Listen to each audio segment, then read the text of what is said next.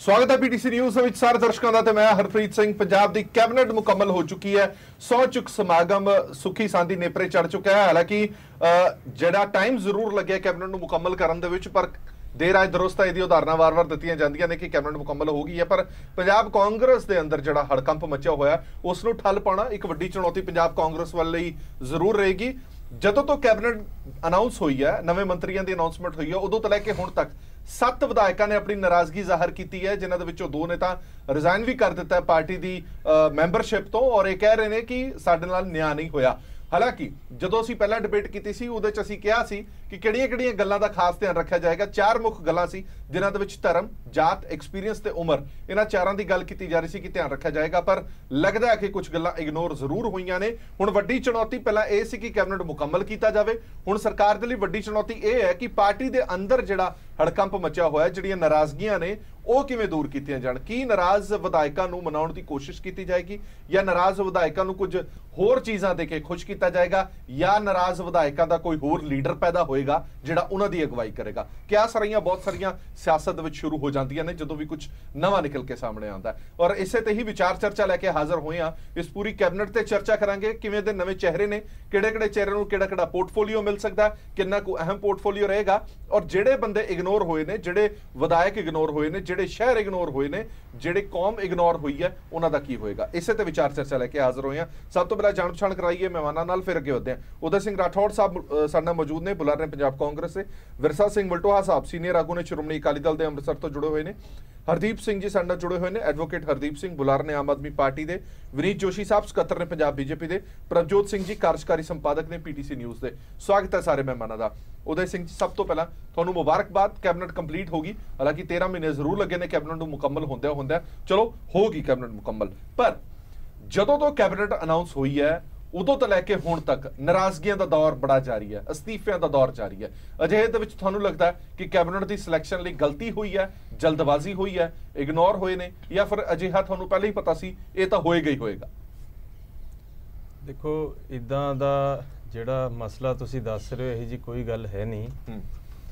ਬਹੁਤ ਵੱਡਾ ਪਰਿਵਾਰ ਹੈ ਕਾਂਗਰਸ, ਨਾਰਾਜ਼ਗੀਆਂ ਵੀ ਹੁੰਦੀਆਂ ਨਹੀਂ, ਮਸਲਾ ਤਾਂ ਹੈ ਨਾ, ਇਹ ਐਟਲੀਸਟ ਇਹ ਨਾ ਕਿ ਆਪਾਂ ਦੇਖੋ ਇਹ ਸਾਹਮਣੇ ਹੈ ਮਸਲਾ ਨਹੀਂ ਹੈ, ਇਹ ਮਸਲਾ ਇਹ ਤਾਂ ਹੈ ਨਹੀਂ ਕਿ ਵਿਧਾਇਕਾਂ ਨੇ ਲੁਕ ਛਿਪ ਕੇ ਕੁਝ ਕਿਹਾ ਹੋਵੇ, ਮੀਡੀਆ ਦੇ ਸਾਹਮਣੇ ਟਵੀਟ ਕਰਕੇ ਫੇਸਬੁੱਕ ਉੱਤੇ 1-2 ਵਿਧਾਇਕਾਂ ਨੇ ਨਾਰਾਜ਼ਗੀ ਜ਼ਾਹਿਰ ਜ਼ਰੂਰ ਕੀਤੀ ਹੈ, ਅਦਰਵਾਈਜ਼ ਇਹੀ ਜੀ ਕੋਈ ਗੱਲ ਨਹੀਂ ਹੈ। ਬਹੁਤ ਵੱਡਾ ਪਰਿਵਾਰ ਹੈ। ਜਦੋਂ ਵੀ ਤੁਸੀਂ ਦੇਖੋ ਐਡੀ ਵੱਡੀ ਕੈਬਨਿਟ ਬਣਾਣੀ ਹੈ ਔਰ ਐਨੇ ਐਮਐਲਏ ਚੋਂ ਚੁਣ ਕੇ ਕੈਬਨਿਟ ਅਸੀਂ ਬਣਾਣੀ ਹੈ, ਤਾਂ ਜ਼ਾਹਰ ਹੈ ਕਿ ਸਾਰਿਆਂ ਨੂੰ ਅਸੀਂ ਦੇ ਵਿੱਚ ਹਿੱਸੇਦਾਰੀ ਬਰਾਬਰ ਰਵੇ ਤਾਂ ਨਾਰਾਜ਼ਗੀ ਸ਼ਾਇਦ ਪੈਦਾ ਨਹੀਂ ਹੁੰਦੀ। ਨਹੀਂ, ਦੇਖੋ ਨਾ, ਤੁਸੀਂ ਐਨੇ ਵੱਡੀ ਹਿੱਸੇਦਾਰੀ ਤਾਂ ਹੈ ਨਹੀਂ ਕਿ ਵੀ ਆਪਾਂ ਐਨੇ ਐਮਐਲਏ ਚੋਂ ਕੁਝ ਚੁਣ ਕੇ ਮੰਤਰੀ ਮੰਡਲ ਦਾ ਗਠਨ ਕਰਨਾ 15%, ਉਹਦੇ ਸਾਰਿਆਂ ਨੂੰ ਤਾਂ ਅਸੀਂ ਵਿਧਾਇਕਾਂ ਨੂੰ ਜਿਹੜੇ ਮੰਤਰੀ ਨਹੀਂ ਬਣਾ ਸਕਦੇ, ਔਰ ਨਾਰਾਜ਼ਗੀਆਂ ਹੁੰਦੀਆਂ। ਬਹੁਤ ਵੱਡਾ ਪਰਿਵਾਰ ਹੈ, ਬਹੁਤ ਸਹਿਮਤੀ ਦੇ ਨਾਲ ਦਿੱਲੀ ਨਾਲ ਮਿਲ ਕੇ, ਸੂਬੇ ਦੇ ਪ੍ਰਧਾਨ ਨਾਲ ਮਿਲ ਕੇ, ਸੀਐਮ ਸਾਹਿਬ ਨੇ ਬਹੁਤ ਦਿੱਲੀ ਦੇ ਨਾਲ ਧਾਂਦੀ ਨਹੀਂ ਨਵੀਂ ਚੁਣੀ ਕੈਬਨਿਟ। ਨਹੀਂ, ਬਿਲਕੁਲ ਦੇਖੋ ਇਹਦੇ ਚ ਯੂਥ ਦਾ ਯੋਗਦਾਨ ਦੇਖੋ ਤੁਸੀਂ ਕਿੰਨੇ ਵਿੱਚ ਹੈਗੇ ਨੇ। ਕਿਹੜੇ ਨੇ ਨਾਮ ਗਿਣਾਇਓ ਯੂਥ ਦੇ ਜਿਹੜੇ ਆਗੂ ਤੁਹਾਨੂੰ ਨਜ਼ਰ ਆ ਰਹੇ ਨੇ? ਦੇਖੋ, ਇਹ ਸਿੰਗਲਾ ਜੀ ਨੇ, ਸਰਕਾਰੀਆ ਸਾਹਿਬ ਨੇ, ਔਰ ਕਾਂਗੜ ਸਾਹਿਬ ਨੇ। ਇਹ ਯੂਥ ਦੀ ਯੋਗਦਾਨ ਹੈਗਾ ਵਿੱਚ, ਇਹ ਜੀ ਗੱਲ ਨਹੀਂ ਹੈ ਕਿ ਆਪਾਂ ਡਿਟੇਲ 'ਚ ਚਰਚਾ ਕਰਾਂਗੇ। ਬਿਲਕੁਲ ਕਰਾਂਗੇ। ਜਿਹੜੇ ਯੂਥ ਨੂੰ ਤੁਸੀਂ ਕੈਪਟਨ ਸਾਹਿਬ ਦੇ ਯੂਥ ਨਾਲ ਜੋੜ ਕੇ ਦੇਖੋ, ਇਹ ਕਾਂਗਰਸ, ਦੇਖੋ ਇਹ ਕਾਂਗਰਸ ਦਾ ਮੰਤਰੀ ਮੰਡਲ ਬਣਿਆ, ਕਾਂਗਰਸ ਦੀ ਸਰਕਾਰ ਹੈ, ਕਾਂਗਰਸ ਦਾ ਮੰਤਰੀ ਮੰਡਲ ਬਣਿਆ, ਪਰ ਵੱਡਾ ਸਵਾਲ ਤਾਂ ਇਹ ਚੱਕਿਆ ਜਾਂਦਾ ਨਾ ਰਾਠੌੜ ਸਾਹਿਬ ਕੀ ਚੱਲੀ ਕਿਸ ਦੀ ਹੈ ਕੈਬਨਿਟ? ਦੇਖੋ, ਸੂਬੇ ਦੇ ਅੰਦਰ ਸਰਕਾਰ ਅਗਰ ਬਣਦੀ ਹੈ, ਜਿਹੜੀਆਂ ਸਿਆਸੀ ਧਿਰਾਂ ਡਿਜ਼ਾਈਨ ਦੇਖਦੀਆਂ ਨੇ ਤਾਂ ਡਿਜ਼ਾਈਨ ਦੇਖ ਕੇ ਸਮਝ ਜਾਂਦੀਆਂ ਨੇ ਕਿ ਇਹ ਕਿਹਦੀ ਚੱਲੀ ਹੈ ਕੈਬਨਿਟ ਦੇ ਵਿਸਤਾਰ। ਸੂਬੇ ਦੇ ਅੰਦਰ ਸਰਕਾਰ ਬਣਦੀ ਹੈ ਔਰ ਜੋ ਮੰਤਰੀ ਮੰਡਲ ਦਾ ਗਠਨ ਹੁੰਦਾ ਹੈ ਉਹਦੇ ਵਿੱਚ ਜਿਹੜਾ ਸਭ ਤੋਂ ਮੁੱਖ ਯੋਗਦਾਨ ਹੁੰਦਾ ਹੈ ਉਹ ਸਾਰਿਆਂ ਨੂੰ ਪਤਾ ਹੈ, ਸੂਬੇ ਦੇ ਮੁੱਖ ਮੰਤਰੀ। ਵਲਟੋਹਾ ਸਾਹਿਬ, ਘੱਟੋ ਘੱਟ ਤੁਹਾਡੇ ਕੋਲ ਇੱਕ ਗੱਲ ਜਿਹੜੀ ਕਹਿਣ ਵਾਲੀ ਸੀ ਉਹ ਖਤਮ ਕਰ ਦਿੱਤੀ ਅੱਜ ਕਾਂਗਰਸ ਨੇ। ਜਿਹੜੀ ਸਰਕਾਰ ਕੈਬਨਿਟ ਨਹੀਂ ਮੁਕੰਮਲ ਕਰ ਸਕੀ ਉਹ ਹੋਰ ਕੀ ਕਰੇਗੀ? ਅੱਜ ਉਹ ਮੁਕੰਮਲ ਵੀ ਹੋ ਚੁੱਕੇ ਨੇ, ਹੁਣ ਉਹ ਅੱਗੇ ਦੀਆਂ ਤਿਆਰੀਆਂ ਕਰ ਰਹੇ ਨੇ। ਤੁਹਾਡੇ ਕੋਲ ਇਹ ਗੱਲ ਖਤਮ ਹੋ ਗਈ ਕਹਿਣ ਲਈ?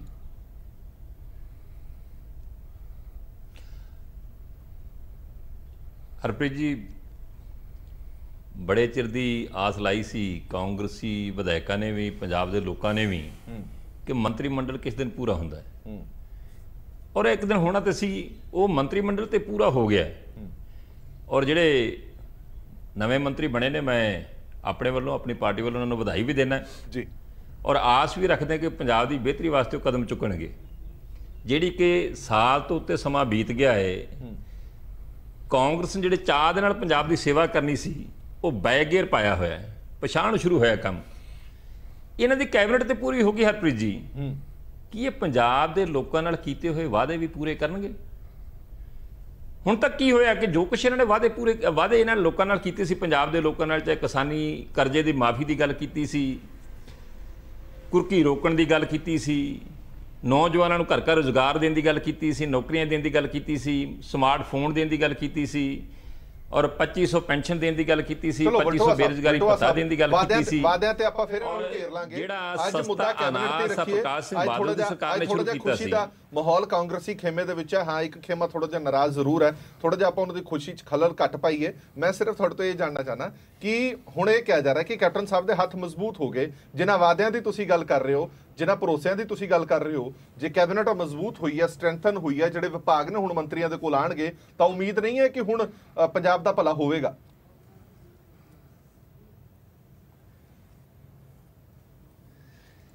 ਹਰਪ੍ਰੀਤ ਜੀ, ਜਿੱਥੋਂ ਤੱਕ ਗੱਲ ਕਰੀਏ ਚ ਕੋਈ ਦੁਰਾਵਾ ਨਹੀਂ, ਜਿਹੜੀ ਨਵੀਂ ਕੈਬਨਿਟ ਬਣੀ ਆ ਉਹਦੇ 'ਚ ਕੈਪਟਨ ਅਮਰਿੰਦਰ ਸਿੰਘ ਜੀ ਪੰਜਾਬ ਦੇ ਮੁੱਖ ਮੰਤਰੀ ਜਿਹੜੇ ਨੇ ਉਹ ਮਜ਼ਬੂਤ ਹੋ ਕੇ ਉੱਭਰੇ ਨੇ ਔਰ ਸਮੁੱਚੀ ਕਾਂਗਰਸ ਨੂੰ, ਪੰਜਾਬ ਦੇ ਲੋਕਾਂ ਨੂੰ ਜਿਹੜੇ ਰਾਜਨੀਤੀ ਬਾਰੇ ਥੋੜੀ ਬਹੁਤੀ ਸੋਝੀ ਰੱਖਦੇ, ਉਹਨਾਂ ਨੂੰ ਪਤਾ ਲੱਗ ਗਿਆ ਕਿ ਰਾਹੁਲ ਗਾਂਧੀ ਜਾਂ ਜਿਹੜੇ ਨਵਜੋਤ ਸਿੰਘ ਸਿੱਧੂ ਵਰਗੇ ਸੱਜੇ ਖੱਬੇ ਹੱਥ ਮਾਰਦੇ ਸੀ ਤੇ ਜਾਂ ਜਿਹੜੇ ਹੋਰ ਜਿਹੜੇ ਪੰਜਾਬ ਦੇ ਵਿੱਚ ਆਪਣੇ ਨਵੇਂ ਧੁਰੇ ਜਿਹੇ ਬਣਾਉਣਾ ਚਾਹੁੰਦੇ ਸੀ, ਉਹ ਉਹਨਾਂ ਨੂੰ ਇੱਕ ਤਰ੍ਹਾਂ ਦਾ ਭਵਿੱਖ ਦਿਖਾ ਦਿੱਤਾ ਹੈ ਕੈਪਟਨ ਅਮਰਿੰਦਰ ਸਿੰਘ ਨੇ ਇਸ ਕੈਬਨਿਟ ਦੇ ਵਿੱਚ, ਕਿਉਂਕਿ ਸਮੁੱਚੇ ਰੂਪ 'ਚ ਲਗਭਗ ਇੱਕ ਅੱਧੇ ਨੂੰ ਛੱਡ ਕੇ ਸਾਰੇ ਉਹਨਾਂ ਦੀ ਚੁਆਇਸ ਦੇ ਜਿਹੜੇ ਨੇ, ਉਹਨਾਂ ਦੀ ਪਸੰਦ ਦੇ ਜਿਹੜੇ ਨੇ, ਉਹ ਸਾਰੇ ਮੰਤਰੀ ਬਣੇ ਨੇ। ਔਰ ਜਿੱਥੋਂ ਤੱਕ ਨਵੇਂ ਮੰਤਰੀ ਬਣੇ ਨੇ, ਦੇਖੋ ਸਭ ਤੋਂ ਪਹਿਲੋਂ ਗੱਲ ਹੁੰਦੀ ਹੈ ਖਜ਼ਾਨੇ ਦੀ। ਪੰਜਾਬ ਦੀ ਕਿਸੇ ਵੀ ਤਰ੍ਹਾਂ ਦੀ ਡਿਵੈਲਪਮੈਂਟ ਚੱਲਣੀ ਹੈ, ਭਲਾਈ ਸਕੀਮਾਂ ਚੱਲਣੀਆਂ ਨੇ, ਉਹ ਖਜ਼ਾਨੇ ਦੀ ਗੱਲ ਚੱਲਦੀ। ਤੇ ਖਜ਼ਾਨੇ ਦੇ ਕੁਰਸੀ ਉੱਤੇ ਬੈਠੇ ਹੋਏ ਪੰਜਾਬ ਦੇ ਵਿੱਤ ਮੰਤਰੀ ਸਾਹਿਬ ਮਨਪ੍ਰੀਤ ਸਿੰਘ ਬਾਦਲ ਕੀ ਕਹਿੰਦੇ ਨੇ? ਅਸੀਂ ਤੇ ਉਜੜੇ ਪਏ ਹਾਂ ਜੀ, ਅਸੀਂ ਤੇ ਲੁੱਟੇ ਪਏ ਹਾਂ ਜੀ, ਸਾਡੇ ਤੇ ਪੱਲੇ ਹੀ ਕੱਖ ਨਹੀਂ ਹੈਗਾ। ਚਲੋ ਠੀਕ ਹੈ, ਪ੍ਰਕਾਸ਼ ਸਿੰਘ ਬਾਦਲ ਨੇ 10 ਸਾਲ ਹੁਣ ਪੰਜਾਬ ਦੀ ਸੱਤਾ ਸੰਭਾਲੀ ਹੈ, ਜਿਹੜੇ ਨਵੇਂ ਟੈਕਸ ਲਗਾਏ ਜਾ ਰਹੇ ਨੇ ਲੋਕਾਂ ਤੇ, 10 ਸਾਲਾਂ 'ਚ ਇੱਕ ਵਾਰ ਵੀ ਮੈਂ ਨਾ ਤੁਹਾਡੇ ਕੋਲ ਵਾਪਸ ਇੱਕ ਵਾਰ ਰਿਐਕਸ਼ਨ ਸਾਰਿਆਂ ਦਾ ਲੈ ਲਵਾਂ, ਫਿਰ ਆਪਾਂ ਚਰਚਾ ਅੱਗੇ ਤੋਰਾਂਗੇ। ਵਿਨੀ ਜੋਸ਼ੀ ਸਾਹਿਬ, ਮੈਂ ਆਂਦਾ ਹਰਪ੍ਰੀਤ ਜੀ ਉਸੇ ਤੇ ਆਉਣ ਲੱਗਾ ਸੀ। ਮੈਂ ਇੱਕ ਮਿੰਟ ਆਂਦਾ ਤੁਹਾਡੇ ਕੋਲ ਆਣਾ, ਇੱਕ ਮਿੰਟ। ਹਾਂਜੀ ਜੋਸ਼ੀ ਸਾਹਿਬ, ਇੱਕ ਨਵੀਂ ਕੈਬਨਿਟ ਦਾ ਜਿਹੜਾ ਚਿਹਰਾ ਸਾਨੂੰ ਨਜ਼ਰ ਆਇਆ, ਹਾਲਾਂਕਿ ਕਿੰਤੂ ਪਰੰਤੂ ਜ਼ਰੂਰ ਕੀਤੇ ਜਾ ਰਹੇ ਨੇ, ਪਰ ਬੜੇ ਸਾਰੇ ਚਿਹਰੇ ਅਜਿਹੇ ਨੇ ਜਿਨ੍ਹਾਂ ਦੇ ਕੋਲ ਸ਼ਮਤਾ ਵੀ ਹੈਗੀ, ਐਕਸਪੀਰੀਅੰਸ ਵੀ ਹੈਗਾ, 4-4 ਵਾਰ ਐਮਐਲਏ ਵੀ ਬਣੇ ਹੋਏ ਨੇ, ਉਹ ਚਿਹਰੇ ਵੀ ਨੇ। ਹਾਂ, ਇੰਨਾ ਜ਼ਰੂਰ ਹੈ ਕਿ ਇੱਕ ਦਲਿਤ ਭਾਈਚਾਰਾ ਜਿਹੜਾ ਉਹ ਖਾਸਾ ਨਾਰਾਜ਼ ਸਰਕਾਰ ਤੋਂ ਆ ਰਿਹਾ, ਪਾਰਟੀ ਤੋਂ ਖਾਸ ਤੌਰ। ਸਭ ਤੋਂ ਪਹਿਲੇ ਤਾਂ ਮੈਂ ਸਾਰੇ ਨਵੇਂ ਬਣੇ ਮਿਨਿਸਟਰਸ ਨੂੰ ਵਧਾਈਆਂ ਦਿੰਦਾ ਔਰ ਉਮੀਦ ਕਰਦਾ ਕਿ ਜਿਹੜਾ ਪਿਛਲਾ 1 ਸਾਲ ਨਿਰਾਸ਼ਾ ਦਾ ਨਿਕਲਿਆ ਹੈ, ਘੱਟ ਤੋਂ ਘੱਟ ਆਉਣ ਵਾਲੇ ਜਿਹੜੇ 4 ਸਾਲ ਹੈ ਉਹ ਜਿਹੇ ਨਿਰਾਸ਼ਾਵਾਦੀ ਗੱਲਾਂ ਨਹੀਂ ਕਰਨਗੇ, ਕੁਛ ਨਾ ਕੁਛ ਕੰਸਟਰਕਟਿਵ ਔਰ ਪੋਜ਼ਿਟਿਵ ਕਰਨਗੇ। ਕਿਸੇ ਵੀ ਕੈਬਨਿਟ ਦੀ ਐਕਸਪੈਂਸ਼ਨ ਵਾਸਤੇ ਕਿਤੇ ਨਾ ਕਿਤੇ ਜਿਹੜਾ ਬੀਤਿਆ ਸਮਾਂ ਹੁੰਦਾ, ਜੇ ਵਿੱਚ ਮਿਡਵੇ ਹੁੰਦੀ ਹੈ ਤੇ ਉਸ 'ਚ ਜਿਹੜੇ ਮਿਨਿਸਟਰਸ ਦੀ ਪਰਫਾਰਮੈਂਸ ਹੈ ਉਹਨੂੰ ਇਵੈਲੂਏਟ ਕਰਕੇ ਉਹਨਾਂ ਨੂੰ ਡ੍ਰੌਪ ਕੀਤਾ ਜਾਂਦਾ ਜਾਂ ਪ੍ਰਮੋਟ ਕੀਤਾ ਜਾਂਦਾ। ਔਰ ਦੂਸਰਾ, ਜਿਹੜੀ ਆਉਣ ਵਾਲੇ ਜਿਹੜੇ ਬੰਦੇ ਨੇ ਉਹਨਾਂ ਦੀ ਐਕਸਪੈਕਟਿਡ ਕੰਪੀਟੈਂਸ, ਜਿਹੜੀ ਉਹਨਾਂ ਦੀ ਨੌਲੇਜ ਬੇਸ ਹੈ ਔਰ ਕਿੰਨੇ ਐਡਮਿਨਿਸਟ੍ਰੇਟਿਵ ਸਕਿੱਲਸ ਨੇ, ਇਹ ਦੇਖ ਕੇ ਵਿਚਾਰ ਕੀਤਾ ਜਾ ਸਕਦਾ ਹੈ, ਕੀਤਾ ਜਾਂਦਾ ਹੈ। ਤੇ ਜਿਹੜੇ ਬਣਾਏ ਗਏ ਨੇ ਉਹ ਤਾਂ ਹੁਣ 1 ਸਾਲ ਬਾਅਦ ਅਸੀਂ ਇਵੈਲੂਏਟ ਕਰਾਂਗੇ ਵੀ ਉਹ ਕਿੱਥੇ ਖੜੇ ਨੇ। ਪਰ ਮੇਰਾ ਪ੍ਰਸ਼ਨ ਇੰਨਾ ਹੀ ਹੈ, ਕਾਂਗਰਸ ਨੂੰ ਵੀ ਹੈ ਔਰ ਜਨਤਾ ਵਾਸਤੇ ਵਿਚਾਰਨ ਦੀ ਗੱਲ ਵੀ ਹੈ, ਕਿ ਜਿਹੜੇ ਮਿਨਿਸਟਰਸ ਨੂੰ ਐਲੀਵੇਟ ਕੀਤਾ ਗਿਆ ਹੈ ਉਹਨਾਂ ਨੂੰ ਕਿਹੜੀ ਮੈਰਿਟ ਦੇ ਆਧਾਰ ਤੇ ਐਲੀਵੇਟ ਕੀਤਾ ਗਿਆ ਹੈ। ਤੇ ਜੇ ਅਸੀਂ ਉਸ ਤੇ ਵਿਚਾਰ ਕਰੀਏ ਫਿਰ ਸਾਨੂੰ ਇਸ ਕੈਬਨਿਟ ਤੋਂ ਕੋਈ ਬਹੁਤ ਆਸ਼ਾ ਨਹੀਂ ਹੈ। ਮੇਰਾ ਭਾਵ ਹੈ ਸ਼੍ਰੀਮਤੀ ਅਰੁਣਾ ਚੌਧਰੀ ਤੋਂ। ਸ਼੍ਰੀਮਤੀ ਅਰੁਣਾ ਚੌਧਰੀ ਸਿੱਖਿਆ ਮੰਤਰੀ ਨੇ ਔਰ 1 ਸਾਲ ਪੰਜਾਬ ਦੇ ਅੰਦਰ ਜਿਹੜਾ ਸਿੱਖਿਆ ਰੁਲੀ ਹੈ ਉਹ ਕਿਸ ਤੋਂ ਛੁਪੀ ਨਹੀਂ ਹੈ। ਪਿਛਲੇ ਸਾਲ ਸਕੂਲੀ ਬੱਚਿਆਂ ਨੂੰ ਫ੍ਰੀ ਵਰਦੀਆਂ ਨਹੀਂ ਮਿਲੀਆਂ, ਪੇਪਰ ਫਾਈਨਲ ਹੋ ਗਏ, ਫ੍ਰੀ ਕਿਤਾਬਾਂ ਨਹੀਂ ਮਿਲੀਆਂ, ਸਕੂਲਾਂ ਦੇ ਅੰਦਰ ਜਿਹੜਾ ਹੈਗਾ ਕਈ ਸਾਰੇ ਸਕੂਲਾਂ ਦੇ ਅੰਦਰ ਛੱਤਾਂ ਨਹੀਂ ਹੈ, ਤੇ ਛੱਤਾਂ ਜੇ ਨਹੀਂ ਹੈ ਉਹਨਾਂ ਨੂੰ 1 ਸਾਲ ਦੇ ਅੰਦਰ ਨਈ ਛੱਤਾਂ ਪਾਉਣ ਦਾ, ਬਿਲਡਿੰਗ ਬਣਾਉਣ ਦਾ ਕੋਈ ਪ੍ਰੋਵੀਜ਼ਨ ਵੀ ਕ੍ਰੀਏਟ ਨਹੀਂ ਕੀਤਾ। ਹਾਲ ਇੰਨਾ ਮਾੜਾ ਹੈ ਕਿ ਅਰੁਣਾ ਚੌਧਰੀ ਜੀ ਦੇ ਆਪਣੇ ਜ਼ਿਲ੍ਹੇ ਦੇ ਅੰਦਰ 25 ਸਕੂਲ ਛੱਤਾਂ ਨਹੀਂ ਹੈ ਔਰ ਉਹਨਾਂ ਦਾ ਆਪ ਦਾ ਜਿਹੜਾ ਵਿਧਾਨ ਸਭਾ ਹੈ ਉੱਥੇ ਇੱਕ ਸਕੂਲ ਹੈ, ਉਸ ਸਕੂਲ ਦੇ 5 ਕਮਰੇ ਨੇ, 2 ਦੀਆਂ ਛੱਤਾਂ ਗਿਰੀਆਂ, 1 ਦੀ ਛੱਤ ਗਿਰਨ ਵਾਲੀ ਹੈ, 2 ਚ ਮਿਡ ਡੇ ਮੀਲ ਬਣਦਾ ਤੇ ਬੱਚੇ ਬਾਹਰ ਬਹਿ ਕੇ ਪੜ੍ਹਦੇ ਨੇ, ਤੇ ਉਹ 1 ਸਾਲ ਦੇ ਅੰਦਰ ਆਪਣੇ ਉਹ ਸਕੂਲ ਨਹੀਂ ਕਰ ਪਾਏ। ਇੱਕ ਆਖਿਰ ਚ ਗੱਲ ਨਵੰਬਰ ਦੇ ਮਹੀਨੇ ਦੇ ਅੰਦਰ ਅਸੈਂਬਲੀ ਦੇ ਅੰਦਰ ਅਰੁਣਾ ਚੌਧਰੀ ਭੈਣ ਜੀ ਨੇ ਬਤੌਰ ਸਿੱਖਿਆ ਮੰਤਰੀ ਸਦਨ ਨਾਲ ਵਾਅਦਾ ਕੀਤਾ ਸੀ ਕਿ ਇਸ ਸਾਲ ਕਿਤਾਬਾਂ ਦਾ ਜੋ ਪੰਗਾ ਪੈ ਗਿਆ, ਨਹੀਂ ਦੇ ਪਾਏ, ਵਰਦੀਆਂ ਨਹੀਂ ਦੇ ਪਾਏ, ਪਰ ਅਗਲਾ ਸੈਸ਼ਨ ਸ਼ੁਰੂ ਹੋਣ ਤੋਂ ਪਹਿਲੇ ਮੈਂ 28 ਫਰਵਰੀ 2018 ਤੱਕ ਅਗਲੇ ਸੈਸ਼ਨ ਦੀਆਂ ਕਿਤਾਬਾਂ ਔਰ ਵਰਦੀਆਂ ਸੁਨਿਸ਼ਚਿਤ ਕਰਾਂਗੀ। ਇਹ ਸਦਨ ਨੂੰ ਵਾਅਦਾ ਕੀਤਾ ਸੀਗਾ। ਅਪ੍ਰੈਲ ਆ ਗਿਆ, 2 ਮਹੀਨੇ ਬੀਤ ਗਏ ਨੇ, ਨਾ ਵਰਦੀਆਂ ਪਹੁੰਚੀਆਂ ਤੇ ਨਾ ਬੱਚਿਆਂ ਨੂੰ ਕਿਤਾਬਾਂ ਪਹੁੰਚੀਆਂ। ਗੱਲ ਇਹ ਹੈ ਕਿ ਜੇ ਇਹੋ ਜਿਹੀ ਤੁਸੀਂ ਮੈਰਿਟ ਨੂੰ ਆਨਰ ਕਰਨਾ ਕੈਪਟਨ ਸਾਹਿਬ, ਤੇ ਇਹੋ ਜਿਹੇ ਨਾਨ ਪਰਫਾਰਮਿੰਗ ਨਹੀਂ ਕਵਾਂਗਾ, ਜਿਨ੍ਹਾਂ ਨੇ ਬਿਲਕੁਲ ਹੀ ਟੈਟਰ ਹੀ ਕਰਤਾ ਇਹਨੂੰ ਸਾਰੇ ਜਿਹੜਾ ਸਿੱਖਿਆ ਸਿਸਟਮ ਹੈ, ਉਹਨਾਂ ਨੂੰ ਜੇ ਤੁਸੀਂ ਇਸ ਤਰ੍ਹਾਂ ਪ੍ਰਮੋਟ ਕਰਨਾ ਤੇ ਫਿਰ ਤੁਹਾਡੀ ਮੈਰਿਟ ਸਾਨੂੰ ਸਮਝ ਆਉਂਦੀ ਹੈ। ਤੇ ਪੰਜਾਬ ਪੋਰਟਫੋਲੀਓ ਬਦਲ ਵੀ ਜਾਵੇ, ਕੋਈ ਵੱਡੀ ਗੱਲ ਨਹੀਂ। ਪੰਜਾਬ ਦਾ ਜਿਹੜਾ ਭਵਿੱਖ ਹੈ, ਮੈਨੂੰ ਨਹੀਂ ਲੱਗਦਾ ਕਿ ਬਹੁਤ ਕੋਈ ਅਸੀਂ ਆਸ਼ਾਮਈ ਹੋ ਸਕਦਾ ਹੈ। ਇੱਕ ਗੱਲ ਹੋਰ ਕਹਿਣਾ ਚਾਹੂੰਗਾ, ਇੰਟਰਸਟਿੰਗ ਗੱਲ ਦੇਖਣ ਵਾਲੀ ਹੈ ਕਿ ਸਰਦਾਰ ਨਵਜੋਤ ਸਿੰਘ ਸਿੱਧੂ ਤੋਂ ਹੁਣ ਲੋਕਲ ਬਾਡੀਜ਼ ਵਿਡਰਾ ਹੁੰਦਾ ਹੈ ਕਿ ਨਹੀਂ ਹੁੰਦਾ। ਚਲੋ ਹਰਦੀਪ ਸਿੰਘ ਜੀ, ਹਾਲਾਂਕਿ ਇਹ ਪਾਰਟੀ ਦਾ ਅੰਦਰੂਨੀ ਮਾਮਲਾ ਕਿ ਕਿਸ ਨੂੰ ਬਣਾਉਂਦੇ ਨੇ ਕਿਸ ਨੂੰ ਨਹੀਂ ਬਣਾਉਂਦੇ, ਪਰ ਜਿਹੜੇ ਸਿਆਸਤਦਾਨ ਨੇ ਉਹ ਸਿਆਸਤ ਕਰਦੇ ਹੀ ਨੇ, ਵਿਰੋਧੀ ਪਾਰਟੀਆਂ ਸਿਆਸਤ ਜ਼ਰੂਰ ਕਰਦੀਆਂ ਨੇ। ਮੈਂ ਸਿਰਫ ਇਹ ਜਾਣਨਾ ਚਾਹਨਾ ਕਿ ਐਡਾ ਵੱਡਾ, ਜਿਵੇਂ ਇਹਨਾਂ ਨੇ ਕਿਹਾ ਕਿ ਕੁਨਬਾ ਹੈ, ਵੱਡਾ ਪਰਿਵਾਰ ਹੈ, ਇਹ ਵਾਕਈ ਹਰ ਇੱਕ ਨੂੰ ਨਾ ਤਾਂ ਮਿਨਿਸਟਰ ਬਣਾਇਆ ਜਾ ਸਕਦਾ, ਨਾ ਹਰ ਇੱਕ ਨੂੰ ਸੰਤੁਸ਼ਟ ਕੀਤਾ ਜਾ ਸਕਦਾ, ਪਰ ਜਦੋਂ ਇੱਕ ਖਾਸ ਫਿਰਕੇ ਨੂੰ ਇਗਨੋਰ ਕਰਦੇ ਹੋ ਫਿਰ ਉਹਦੀ ਤਸਵੀਰ ਕੁਝ ਹੋਰ ਹੀ ਬਣ ਜਾਂਦੀ ਹੈ।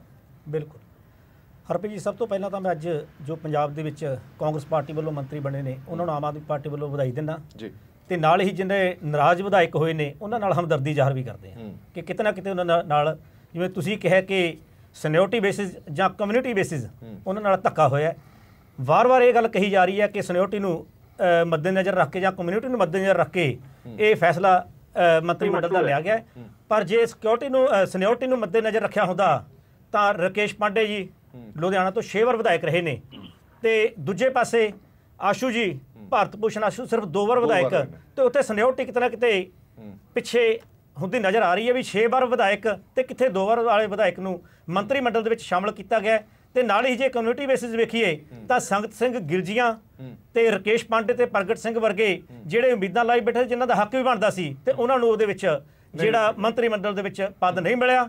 ਤੇ ਇੱਥੋਂ ਤੱਕ ਅੱਜ ਇੱਕ ਗੱਲ ਸਾਫ਼ ਹੋ ਗਈ ਕਿ ਜਿਵੇਂ ਕਹਿੰਦੇ ਨੇ ਵੀ ਜਬ ਜਾਗੇ ਤਬੇ ਸਵੇਰਾ, 13 ਮਹੀਨਿਆਂ ਬਾਅਦ ਅੱਜ ਕਾਂਗਰਸ ਨੇ ਆਪਣਾ ਮੰਤਰੀ ਮੰਡਲ ਦਾ ਵਿਸਥਾਰ ਕੀਤਾ ਹੈ। ਪਿਛਲੇ 10 ਸਾਲਾਂ ਤੋਂ ਕਾਂਗਰਸੀ ਇਸ ਗੱਲ ਤੇ ਅੱਖ ਰੱਖੀ ਬੈਠੇ ਨੇ ਕਦੋਂ ਸਰਕਾਰ ਆਏ, ਤੇ ਜਿਵੇਂ ਰਾਣਾ ਗੁਰਜੀਤ ਸਿੰਘ ਪਹਿਲਾਂ ਹੀ ਨਿਸ਼ਾਨਦੇਹੀਆਂ ਕਰੀ ਬੈਠੇ ਕਿ ਜੇ ਸਰਕਾਰ ਆਉਣ ਤੋਂ ਬਾਅਦ ਅਸੀਂ ਕਿਹੜੇ ਕੰਮਾਂ ਤੇ ਡਾਕੇ ਮਾਰਨੇ ਨੇ, ਤੇ ਉਹਨਾਂ ਨੂੰ ਉਸ ਵਿੱਚ ਆਪਣਾ ਮੰਤਰੀ ਮੰਡਲ ਦੇ ਵਿੱਚੋਂ ਵੀ ਬਾਹਰ ਹੋਣਾ ਪਿਆ। ਤੇ ਅੱਜ ਵੀ ਮੈਂ ਸਮਝਦਾ ਕਿ ਜੇ ਇਮਾਨਦਾਰੀ ਨਾਲ ਕੰਮ ਕਰਨਗੇ, ਪਰ ਪਿਛਲੇ 10 ਸਾਲਾਂ ਦੇ ਭੁੱਖੇ ਕਾਂਗਰਸੀਆਂ ਨੂੰ ਅੱਜ ਮੰਤਰੀ ਮੰਡਲ ਦੇ ਵਿੱਚ ਜਦੋਂ ਪਤਾ ਲੱਗਿਆ ਤਾਂ ਉਹਨਾਂ ਨੇ ਆਪਣੀ ਉਸ ਚੀਜ਼ ਨੂੰ ਪਿੱਛੇ ਹਟਣਗੇ। ਤਾਂ ਮੰਤਰੀ ਇੱਕ ਵੱਡਾ ਸਵਾਲ ਜ਼ਰੂਰ ਹੈ ਕਿ ਮੰਤਰੀ ਮੰਡਲ ਜਦੋਂ ਤੁਸੀਂ ਪੂਰਾ ਕਰਨਾ ਤੇ ਪੈਮਾਨਾ ਕੀ ਹੋਣਾ ਚਾਹੀਦਾ, ਉਹ ਪੈਮਾਨੇ ਜਦੋਂ ਤੁਸੀਂ ਉਹਨਾਂ ਪੈਮਾਨਿਆਂ ਤੇ ਖਰੇ ਨਹੀਂ ਉਤਰਦੇ ਤਾਂ ਇੱਕ ਵੱਡਾ ਸਵਾਲ ਜ਼ਰੂਰ ਹੁੰਦਾ। ਨਾ ਤੁਸੀਂ ਸੀਨੀਅਰਟੀ ਦੇਖੀ, ਨਾ ਤੁਸੀਂ ਐਕਸਪੀਰੀਅੰਸ ਦੇਖਿਆ, ਨਾ ਯੂਥ ਦੇਖਿਆ, ਨਾ ਇੱਕ ਖਾਸ ਫਿਰਕਾ ਦੇਖਿਆ, ਤਾਂ ਵੇਖਿਆ ਕੀ ਹੈ। ਇਹ ਸਵਾਲ ਜਿਹੜੇ ਨੇ ਉਹ ਖੜੇ ਹੁੰਦੇ ਨੇ। ਸਾਡੇ ਨਾਲ ਇੱਕ ਫੋਨ ਲਾਈਨ ਤੇ ਜਤਿੰਦਰ ਮੱਟੂ ਸਾਹਿਬ ਮੌਜੂਦ ਨੇ। ਜਦੋਂ ਸਹੁੰ ਚੁੱਕ ਸਮਾਗਮ ਹੋ ਰਿਹਾ ਸੀ ਅੱਜ ਅੰਦਰ, ਤਾਂ ਬਾਹਰ ਇਹਨਾਂ ਦੇ ਨਾਲ ਕੁਝ ਇਹਨਾਂ ਦੇ ਸਾਥੀ ਸੀ ਜਿਹੜੇ ਰੋਸ ਪ੍ਰਦਰਸ਼ਨ ਕਰ ਰਹੇ ਸੀ। ਉਹ ਇਸ ਕਰਕੇ ਕਰ ਰਹੇ ਸੀ ਕਿ ਦਲਿਤ ਭਾਈਚਾਰੇ ਦੇ ਨਾਲ ਇੰਨੀ ਬੇਇਨਸਾਫੀ ਕਿਉਂ ਹੈ। 35% ਪੰਜਾਬ ਦੇ ਵਿੱਚ ਦਲਿਤ ਭਾਈਚਾਰਾ ਹੈ, ਔਰ ਦਲਿਤ ਭਾਈਚਾਰੇ ਦੇ ਉਸ ਫੀਸਦ ਦੇ ਹਿਸਾਬ ਨਾਲ ਘੱਟੋ ਘੱਟ 5 ਤੋਂ 7 ਮੰਤਰੀ ਹੋਣੇ ਚਾਹੀਦੇ ਨੇ ਜਿਹੜੇ ਕਿ ਨਹੀਂ ਨੇ। ਹਾਂਜੀ ਮੱਟੂ ਸਾਹਿਬ, ਆਪਣੀ ਗੱਲ ਰੱਖੋ। ਹੈਲੋ ਜੀ ਮੱਟੂ ਸਾਹਿਬ, ਕੀ ਕਹਿਣਾ ਚਾਹੁੰਦੇ ਹੋ ਜੀ ਤੁਸੀਂ? ਹਾਂਜੀ, ਸਭ ਤੋਂ ਪਹਿਲਾਂ ਪੀਟੀਸੀ ਦੇਖਣ ਵਾਲੇ ਸਾਰੇ ਮੈਂ ਦਰਸ਼ਕਾਂ ਨੂੰ ਮੈਂ ਆਪਣੇ ਵੱਲੋਂ ਜੈ ਭੀਮ ਜੈ ਭਾਰਤ ਬੋਲਦਾ ਜੀ। ਇਦਾਂ ਹੈਗਾ ਜਿਹੜਾ ਪੰਜਾਬ ਸਰਕਾਰ ਨੇ ਮੰਤਰੀ ਮੰਡਲ ਦੇ ਵਿੱਚ ਵਾਅਦਾ ਕੀਤਾ ਹੈਗਾ, ਉਹਦੇ ਵਿੱਚ ਇੱਕ ਸਾਡਾ ਜਿਹੜਾ ਦਲਿਤ ਭਾਈਚਾਰਾ ਪੂਰੇ ਪੰਜਾਬ ਦੇ ਵਿੱਚ 33% ਅਸੀਂ ਕਹਿ ਸਕਦੇ ਹਾਂ, ਤੇ ਉਹਦੇ ਵਿੱਚ ਇੱਕ ਖਾਸ ਸਾਡਾ ਤਬਕਾ ਵਾਲਮੀਕੀ ਮਜ਼੍ਹਬੀ ਸਿੱਖ ਹੈਗਾ, ਸਾਡੀ ਕਮਿਊਨਿਟੀ ਹੈਗੀ ਆ, ਜਿਹਦੇ ਵਿੱਚ 26 ਲੱਖ ਦੇ ਕਰੀਬ ਸਾਡੇ ਮਜ਼੍ਹਬੀ ਸਿੱਖ ਸਮੁਦਾਇ ਦੇ ਲੋਕ ਨੇ, ਔਰ 11 ਲੱਖ ਦੇ ਕਰੀਬ 11 ਲੱਖ ਤੋਂ ਜ਼ਿਆਦਾ ਸਾਡੇ ਵਾਲਮੀਕ ਭਾਈਚਾਰਾ ਪੰਜਾਬ ਦੇ ਵਿੱਚ ਹੈਗਾ। ਟੋਟਲ ਸਾਡੀ 37 ਲੱਖ 38 ਲੱਖ ਤੋਂ ਵੱਧ ਪਾਪੂਲੇਸ਼ਨ ਹੈ। ਮਤਲਬ ਪੰਜਾਬ ਸਰਕਾਰ ਨੇ, ਹਾਈ ਕਮਾਂਡ ਨੇ, ਸ਼੍ਰੀ ਰਾਹੁਲ ਗਾਂਧੀ ਜੀ ਨੇ, ਔਰ ਸਾਡੇ ਪੰਜਾਬ ਦੇ ਮੁੱਖ ਮੰਤਰੀ ਕੈਪਟਨ ਅਮਰਿੰਦਰ ਸਿੰਘ ਨੇ ਇਸ ਤਬਕੇ ਨੂੰ ਇੱਕ ਇਗਨੋਰ ਕਰਕੇ ਮਤਲਬ ਇੱਕ ਵੱਡਾ ਧੱਕਾ ਸਾਡੇ ਤਬਕੇ ਨੂੰ, ਖਾਸ ਕਰਕੇ ਵਾਲਮੀਕੀ ਮਜ਼੍ਹਬੀ ਸਿੱਖ ਸਮੁਦਾਇ ਨੂੰ ਮਾਰਿਆ।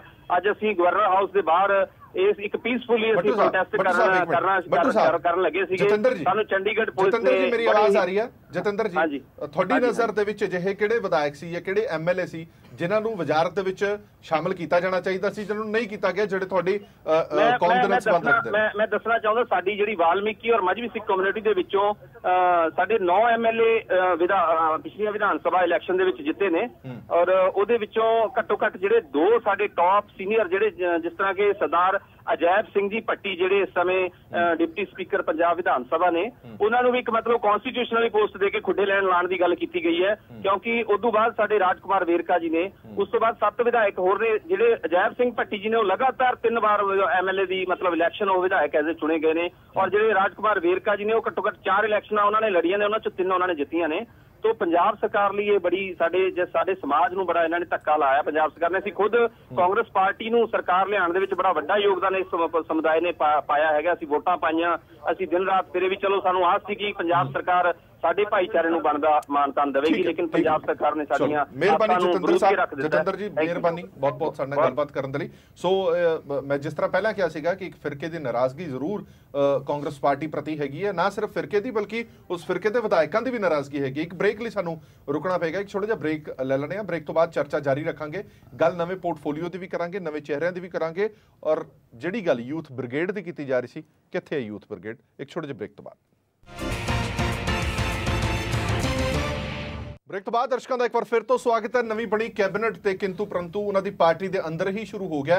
विरोधी तरह तो सवाल चुकते ही ने, पर जो अंदरों पार्टी के कमसान शुरू हो जाए तो थोड़ा जिहा संभालना मुश्किल हो जाता है। प्रभजोत सिंह जी, मैं सब तो पहला सवाल यही पूछना चाहना, दलित भाईचारे की गल करते हैं, जो 33% जो दलित भाईचारा वो पंजाब के अंदर है, और वड्डी गिणती दलित भाईचारे नाल जुड़े हुए विधायकों की कांग्रेस के कोल हैगी है, जिहड़े जिते हुए विधायक ने आस तो उम्मीद लगा के बैठे हुए सन दलित भाईचारे नाल जुड़े हुए लोग, जिन्होंने विचों 2 ने इस्तीफा तक दे दिता, भावें गिलजिया साहब होण, राजकुमार वेरका साहब ने खुले आम तो नहीं किया, पर रोस जरूर जताया कि उम्मीद सी और उम्मीद ते वो खरा नहीं उतर पाए। अजिहे दे विच की मजबूरी हो जाती है सरकार दी, जिस तरह पार्टी दी, कि जिहड़ी असी हुण तक लिस्ट देखी है उहदे विच छवि जिहड़ी नज़र आती है कैप्टन साहब दी ही नज़र आती है। देखो ਜਦੋਂ भी कदे कैबिनेट एक्सपेंशन की गल होंदी है, पर कैबिनेट की गल छड्डो, पहला जो टिकटां की डिस्ट्रीब्यूशन की गल होंदी है, तो उस वेले भी ये सारे फैक्टर आते हैं कि किहड़ी कम्यूनिटी ने जिवें अपने पंजाब कितनी सीटां रिजर्व ने ते वो किन्ने किनू जाणियां ने। पंजाब दी जदों तुसीं कैबिनेट नूं देखदे हो, जे तुसीं कहंदे हो कि representative of people of Punjab है, तो वो कैबिनेट शायद एक कैबिनेट विच रिप्रजेंटेशन नज़र नहीं आउंदी। पहली तो सब तो वड्डा जिहड़ी गल ये है कि जिवें मैं कल भी गल कही सी कि पंजाब दा जे तुसीं इस वेले वोटर दा देखो, 65% वोटर वो है जिहड़ा 45 साल तो घट उम्र दा जी, ते 65 साल तो जिहड़ा वोटर है वो 45 साल तो घट है, ते एक भी मिनिस्टर 17 चों एक भी मिनिस्टर 45 साल तो घट नहीं। सो 65% कम्यूनिटी दी एक भी रिप्रजेंटेशन नहीं। नुमाइंदगी कौन कर रहा है? 3 मिनिस्टर ने जिहड़े 70 प्लस ने, 5 मिनिस्टर ने जिहड़े 60 प्लस ने। सो एवरेज एज जिहड़ी कैबिनेट दी है वो 60 है, तो तुसीं रिप्रजेंट करते हो 65% पापूलेशन जिहड़ी 45 या 45 तो थल्ले है। तुसीं उन्हां दियां एस्पिरेशनस, उन्हां दी एक्सपैक्टेशनस ते किवें पूरा उतरोगे? ये तो गल आ गई जनरल पब्लिक दी। फिर आपां गल करते हैं दलित पापूलेशन दी, जिवें तुसीं हुणे फोनों भी सुनाया, 35% पापूलेशन है दलित बैकवर्ड क्लासिस दी। रिप्रजेंटेशन कितनी है? टोटल 3।